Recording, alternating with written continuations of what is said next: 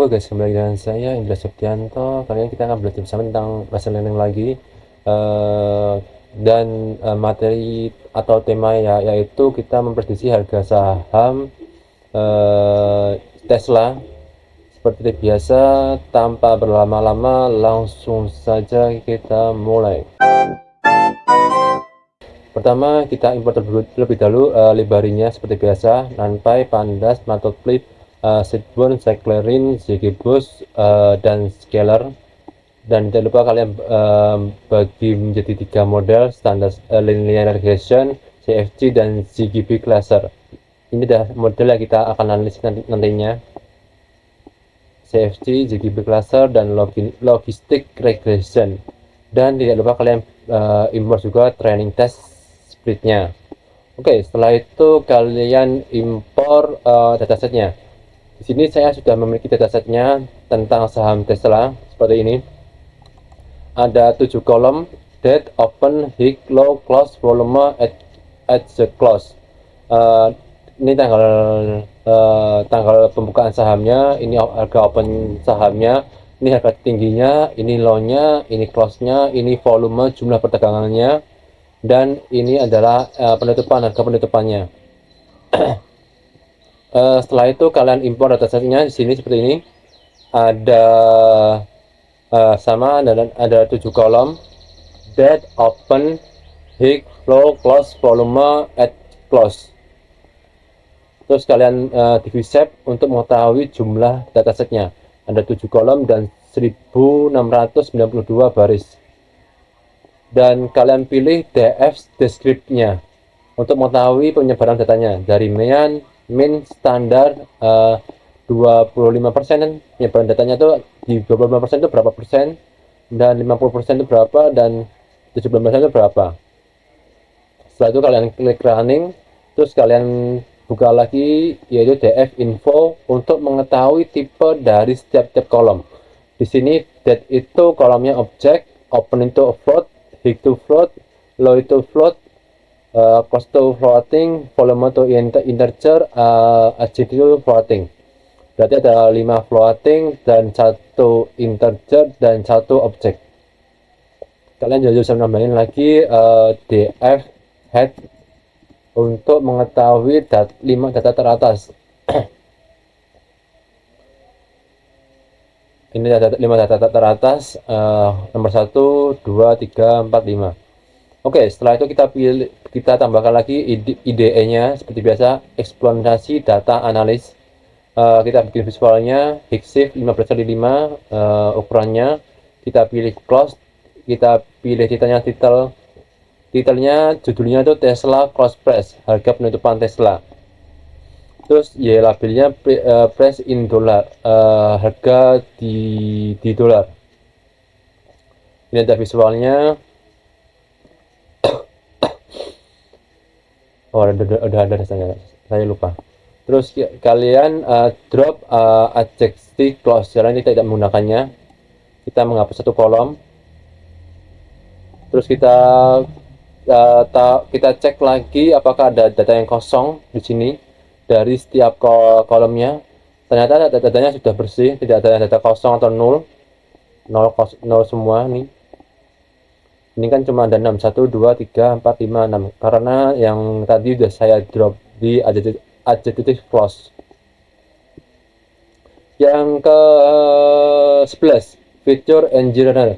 Di sini kita membuat visual subplot dengan ukuran 20 kali 10 dengan diameter feature yaitu open, high, low, close, dan volume, kecuali date ya. Ini nggak ada date-nya karena ini cuma data angka aja. Seperti ini visualnya, penyebaran datanya. Setelah itu kita lihat lagi apakah ada data outlier di masing-masing kolom. Di sini dilihat bahwa datanya cukup bersih untuk kolom pertama yaitu hack, terus ini ini open, ini hack, ini harga terendah, dan ini adalah penutupan, dan yang ini adalah volumenya. ini masih volumenya karena setiap saham itu kadang volumenya beda-beda. Ada yang hari ini ramai banget, besok sepi, sehingga mempengaruhi data outlier. Terus kita split datanya dari date-nya day, month, year. Ini kembali. Satu itu day, month to 0, year to 0, year to 2. Sehingga hasilnya seperti ini. 6, 2, 30. Tujuannya adalah ketika kita nanti menggunakannya, kita bisa memprediksi harganya dan memprediksi modelnya. Terus kita pilih expiration and where to month to 301. Di sini kita membuat per kuartalnya. Ini kuartal 1, ini kuartal 2, ini baru awal 0000. Coba kita bikin 20 ya. Ini yang 20 itu dia tuh kuartal berapa?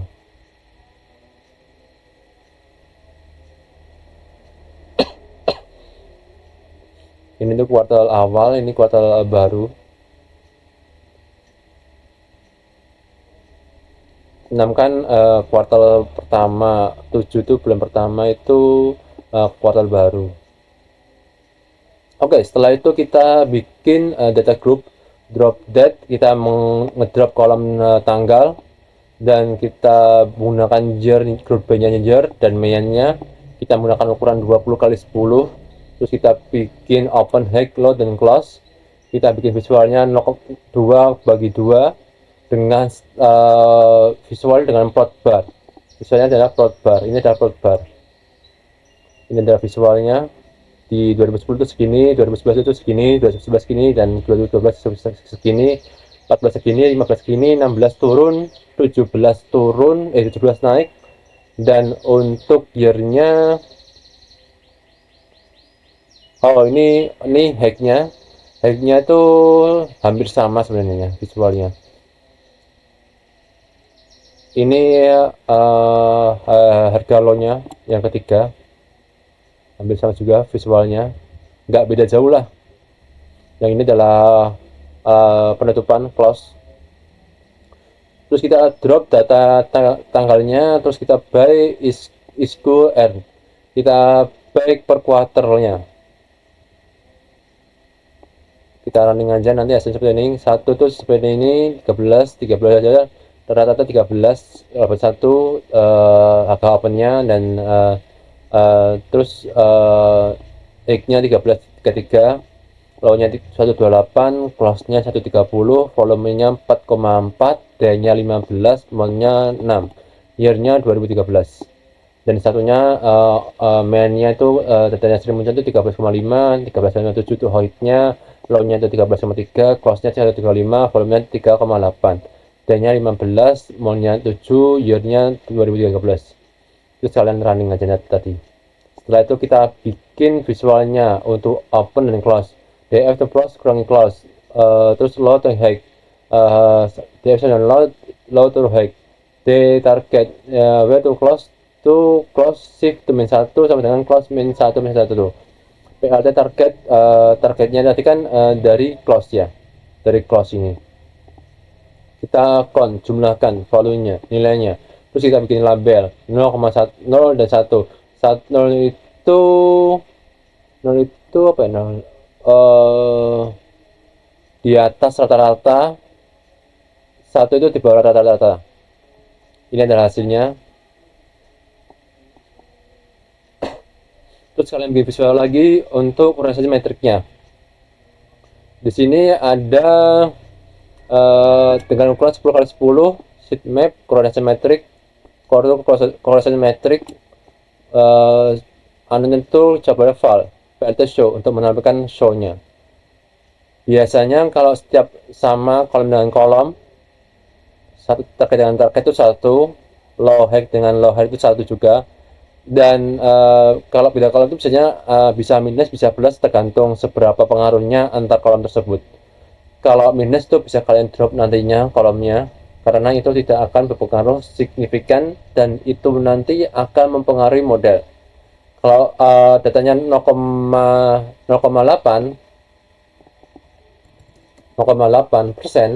itu masih cukup signifikan. Itu masih cukup signifikan. Jadi tidak perlu di drop.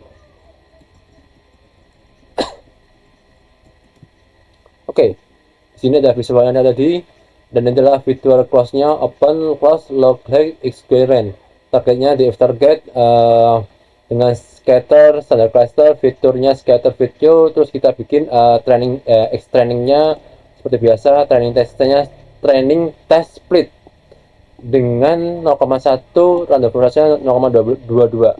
Berarti ini 90% training, 10% testing.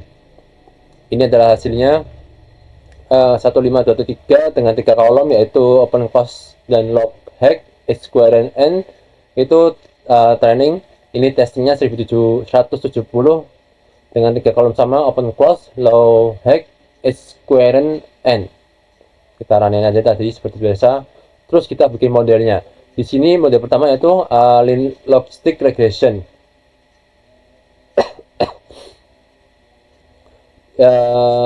Bowlingnya dengan model poly through scaling cluster. Ini adalah trainingnya, tadi dibikin trainingnya terlebih dahulu, dipecah. Yang ini nanti dipecah sini. Training accuracy model skornya berapa nanti, dan validated accuracy. Dan ini adalah hasilnya. Training accuracy-nya tuh 0,5, validasinya 0,5, SFJ-nya maaf. Ini adalah model training pertama, logistic regression. Yang kedua itu CFC. Yang ketiga itu ZGB cluster. Seperti ini ada 3 model yang kita gunakan untuk mengetahui mana model yang paling bagus untuk memprediksi harga saham ini.